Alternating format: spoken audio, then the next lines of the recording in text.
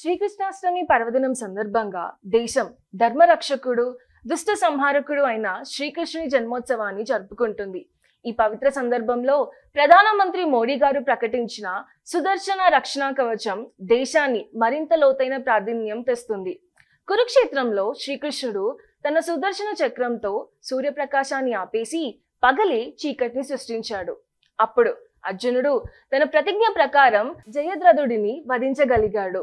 యుగాల క్రితం ఎలా అయితే శ్రీకృష్ణుడు సుదర్శన చక్రం ద్వారా ధర్మాన్ని కాపాడాడో, నేడు భారత్ కూడా తన ప్రజలను, తన నగరాలను, తన పవిత్ర క్షేత్రాలను కాపాడేందుకు ఒక ఆధునిక సుదర్శన కవచాన్ని నిర్మిస్తుంది.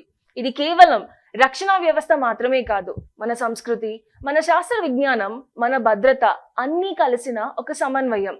ఇది అత్యంత వేగంతో కదులుతూ లక్ష్యాన్ని నాశనం చేసి ఆ తర్వాత దానిని ప్రయోగించిన వారి వద్దకు చేరుతుంది.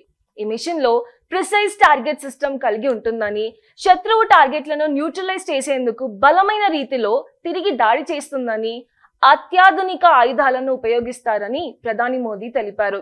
మిషన్ సుదర్శన్ చక్ర అనేది మల్టీ లెవెల్ సెక్యూరిటీ సిస్టమ్ ఏర్పాటు చేయడానికి ఉద్దేశించిన ఒక జాతీయ కార్యక్రమం.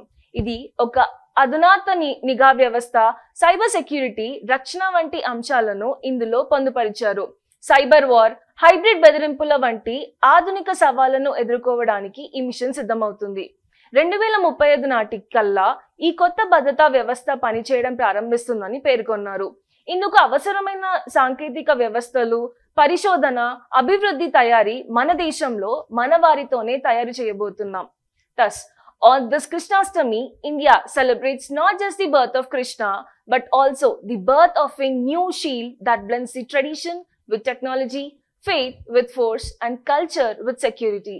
The Sudarshan Shield, a promise of peace, a warning to enemies, inspired by tradition, powered by technology, and secured by India.